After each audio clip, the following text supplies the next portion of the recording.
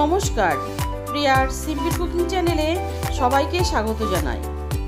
আজকে আমি আপনাদের সঙ্গে শেয়ার করছি লাউ আর উচ্ছে দিয়ে মটর ডাল। এই মটর ডালটা আমি কীভাবে করি সেটাই আমি আপনাদের সঙ্গে শেয়ার করছি। মটর ডাল করার জন্য এখানে আমি নিয়ে নিলাম 1 কাপ মটর ডাল।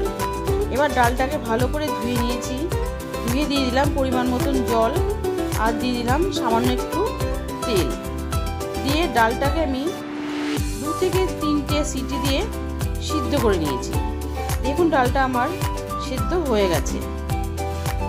এবার ডালটাকে ফোড়ন দেওয়ার জন্য কড়াইতে দিয়ে দিলাম সর্ষের তেল, দিলাম 2টো শুকনো লঙ্কা আর 1টা তেজপাতা, আর দিচ্ছি 5 ফোড়ন, আর দিয়ে দেবো সামান্য একটু কালো সর্ষে। দিয়ে ফোড়নটাকে আবারও কিছুক্ষণ ভেজে নিয়ে এবার দিয়ে দিলাম উচ্ছেটাকে আমি আগে থেকে নুন হলুদ মাখিয়ে রেখেছিলাম। দিয়ে উচ্ছেটাকে এবার উল্টে পাল্টে হালকা করে ভেজে নেব।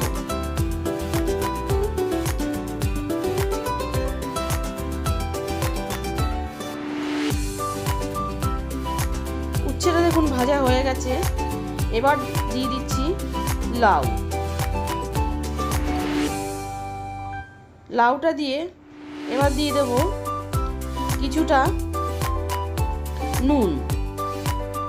নুনটা দিয়ে লাউয়ের সাথে ভালো করে মিশিয়ে নেব।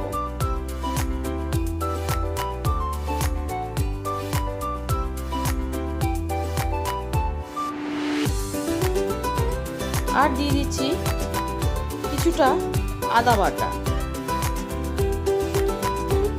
বাটা দিয়েও লাউটাকে একটু ভেজে নেব।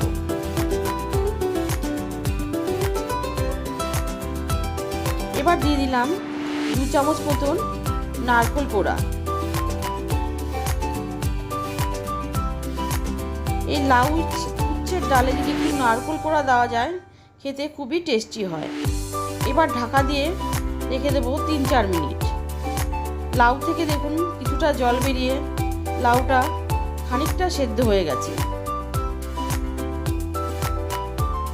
এবার একটা দিয়ে দিলাম কাঁচা লঙ্কা, দিয়ে লাউটাকে আবারও কিছুটা নাড়াচাড়া করে ভাজা করে নিয়ে দিয়ে দিলাম একটু হলুদ গুঁড়ো দিয়ে আবারও ভালো করে মিশিয়ে নিলাম।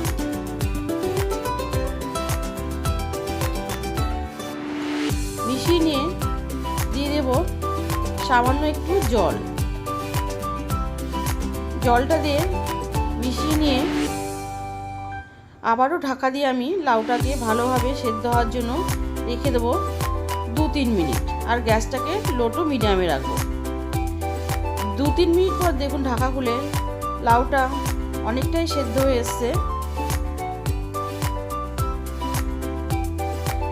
এবার এর মধ্যে আমি দিয়ে দেবো সেদ্ধ করে রাখা মটর ডাল।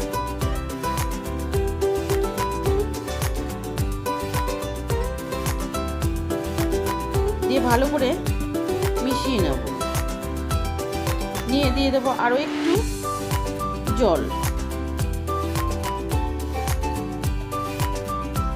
এই ডালটা খুব বেশি পাতলা হবে না, আবার খুব গাঢ়ও হবে না।